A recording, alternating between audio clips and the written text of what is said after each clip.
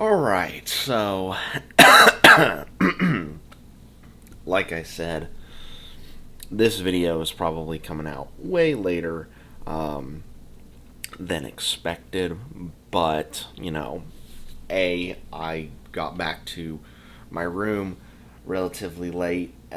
B, I also conked out in the middle of the show watching it, so I have to go back and rewatch, I think more specifically, the ending of the show.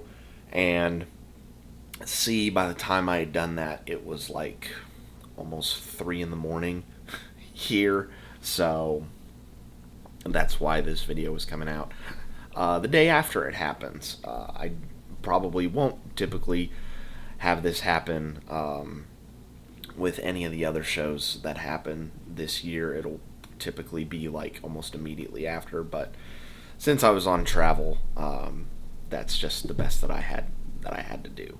So, welcome to my Night of Champions review, my reaction to the show. And overall, I think it was a pretty good show overall.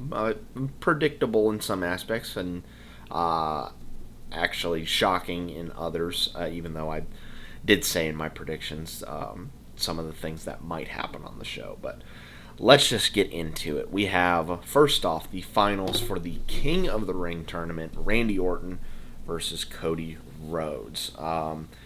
When the announcer said that, the winner would face the undisputed champion, I was like, wait, they could challenge him for the world title. And then I remembered, oh yeah, both guys are SmackDown guys. So yes, they would be challenging Cena for the title. It was a really good match between the two of them. Like Orton and Rhodes, they have chemistry, of course, dating back to, when Cody first came into the company, through Legacy and, of course, their friendship as Cody was trying to chase for the title. The main story point of the match was Randy's lower back after he hit a superplex pretty early on in the matchup. And then Cody started targeting it a little more, and the crowd started to boo him a little bit for targeting Randy. Of course, everybody in the match hitting their big spots. Cody hitting disaster kicks, Cody cutters, Orton hitting his draping DDT, and a couple of RKOs to boot. But towards the end of the match, Orton goes out and grabs the steel chair. Ref takes it away from him, which gives Orton the perfect time to go and get the turnbuckle exposed. But Cody, like he didn't hesitate last time, with seeing a weakness and starting to work over Orton's back, he doesn't wait even a little bit and sends Orton into that exposed turnbuckle, rib cage first, hits Crossroads, and wins. And he will be challenging John Cena for the title at SummerSlam. I think this will be a very interesting matchup because at Mania 41, Cody was, slightly booed, but Cena was slightly cheered. So maybe pull off a double turn. Maybe. We'll see what happens at the show. But it'll be very interesting to see the build-up from this point on forward to the show. Next up, we have Rhea Ripley versus Raquel Rodriguez in a street fight. Again, much like with Orton and Rhodes, these two have really good chemistry dating back to their time in NXT. And this one was a pretty solid street fight. If I were to nitpick just a little bit, I would say use more weapons. But early on in the matchup, Rhea was tied up in the ropes, and she got pretty well hit with a kendo stick. Rhea had Raquel in the reverse Texas cloverleaf, or the prism lock, when Roxanne Perez came out to try and help Raquel fend off Rhea Ripley, but it turned out to be ineffective as Rhea took care of Roxanne relatively easily. Finish came when Rhea took the table that was set up in the corner and put it up on the top rope, brought Raquel up and hit a massive riptide from that table to the ring, very reminiscent of what Kurt Angle did to Shane McMahon at King of the Ring 01, with that angle slam off of like that piece of plywood that was on the top rope, for Rhea to pick up the win. Oh, and I should say, after the first match, I was 1-0. After this match, 1-1 in my predictions. Moving on, we have. I'm trying to remember here. Yes, Sami Zayn versus Karrion Kross.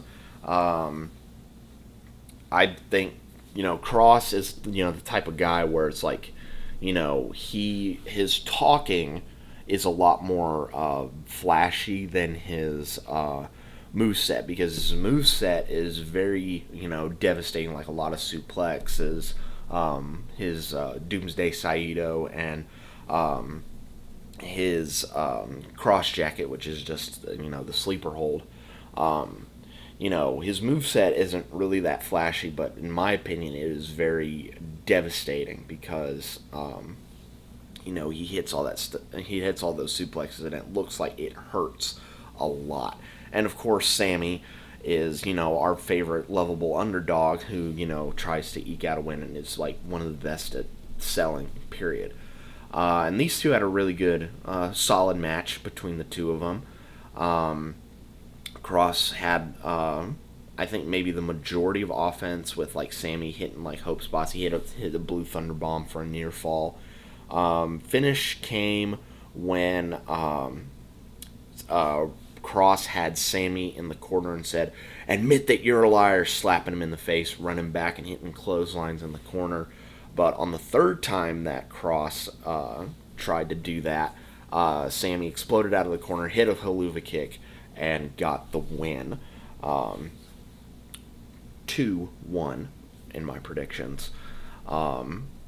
I think this was a really good match between the two of them, and I think, I hate to say it, it's like probably the right decision to happen, because, I do think they may build Sammy up as maybe a contender for Seth because my assumption is he's probably going to cash in on the world title, and I'm just thinking that Sammy might be a good contender for Seth when he gets that world title. So yeah, right decision in my opinion. Moving on to Solo Sikoa versus Jacob Fatu for the United States Championship. A really solid match between the two of them. Fatu getting a lot of the offense, but of course Solo finding the opportunities here and there to, he's mainly dodging attack, like he dodged a hip attack early on. But it was all Jacob for a good portion of the match. Towards the end, Guy in a Hood, of course it's a bloodline match, Guy in a Hood comes out and stops Jacob from hitting a move off the top rope, and it is a returning Tonga Loa, and he hits a massive swinging neck breaker off the top, which only gets Solo a 2. I should also mention that JC Mateo also ran out earlier in the match to distract the ref to provide Solo with an advantage, and that didn't work as well. Jacob hits his springboard moonsault, and while the ref is distracted by JC, a really tall dude who I alluded to in my predictions who might show up on this show does indeed show up and hits a massive choke slam on Jacob and throws him back into the ring. Solo hits the Samoan Spike to pick up the win and is the new U.S. champion. And of course that tall dude is the former Hikuleo from New Japan, and also when he showed up briefly in AEW, who is now renamed to Tala Tonga because, he is very tall. So, yes, 2-2 in my predictions, but, I think either this will be, Jacob, chasing Solo as champ, or in my mind and heart, you have Jacob maybe start to, inch his way closer to the main event scene. Maybe even, having a backstage segment with, maybe Cena leading up to SummerSlam. I don't know. Just start to get him into that main event mix. Moving on to the Queen of the Ring finals with Asuka and Jade Cargill. Really good matchup between these two.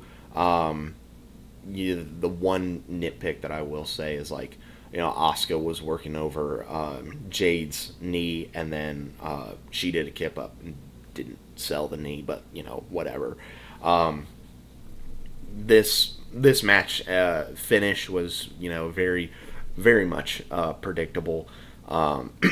Jade ends up hitting the Jaded to win, and she becomes Queen of the Ring, and she will challenge Tiffany Stratton for the women's title at SummerSlam. And my assumption is that Naomi will come out and cash in and take the championship for herself. But, really solid matchup between the two of them. And, yeah, that's pretty much it from that. And as we move on to our main event of the evening, John Cena versus CM Punk, with not only CM Punk's morals up for grabs, or they're already out the window, but also Cena's undisputed WWE title on the line. I just find it absolutely funny that, of course, Punk posted that tweet, towards The Miz. Then he apologized for it, and now he's wrestled a match in Saudi Arabia. Gone back on everything he's ever said, which makes, John Cena's, pipe bomb that he cut a couple weeks ago even more, relevant. And then, of course, Punk having the retort of doing, punkonomics, dressing up as Cena. That was pretty good. Similar style to, the Orton match. Really good back and forth between the two of them to start, and then, of course, it's finisher city. I hate, this is the one thing that I'm going to nitpick as well. I hate the fact that whenever Cena does, his 5 moves of doom, he always goes back and forth between, doing them slow, which I think he should do as a heel, but granted, he was getting cheered like a face in this matchup. So, I get, leaning into the crowd, but sometimes, just, do it slower. That's just me being nitpicky. But, Cena, of course, hits his 5 moves of doom, hits, multiple AAs. He goes for an STF. That gets reversed into an Anaconda Vice. We get towards the back end of the match, and Cena bumps the ref, and, Punk hits a GTS and trying to get another ref out there, but, of course, out comes Seth and his crew, the Bronze and Mr. Heyman. They're coming out to, wreak havoc on Punk, which they do. New ref comes out, but Cena stops that ref from getting into the ring, and with that and, him not using the title earlier on in the matchup, slowly but surely marching his way towards being a face. Penta and Sami Zayn run down to take care of the Bronze, dispose of them. Punk wants to, go for a handshake. Cena, of course, accepts, but psych, kick right to the balls. And Seth hits a stomp on the briefcase for Cena to basically pick up the win and retain his title. Again, really good matchup between these two. Of course, we get to the smoke and mirrors part in the back half of the matchup, and of course, it leads to the inevitable result of Cena retaining his title. Had something in my throat there for a second.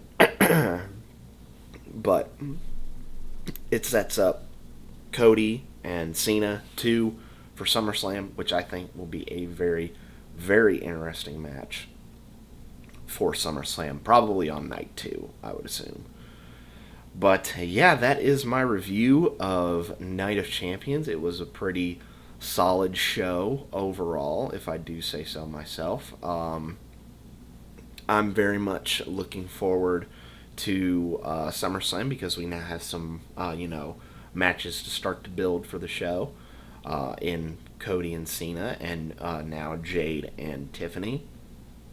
So be very interested to see the build-up for those matchups on the weeks of television that we have coming up. But yeah, that is pretty much it for my review. The next one that I will have, next couple, is All in Texas and Saturday night's main event and Evolution, because those are happening on the exact same weekend. So a whole lot of wrestling content happening on the weekend of the 12th of July. So be sure to look out for that. But until then, guys, be safe, and remember, if you are traveling to a country that has a not so good reputation, and if you think you're gonna, post something mean about it, I would just say not to do that, just so you don't open up a really bad can of worms. Don't follow in Punk's footsteps. That's all I'm gonna say, and I'll catch you guys later.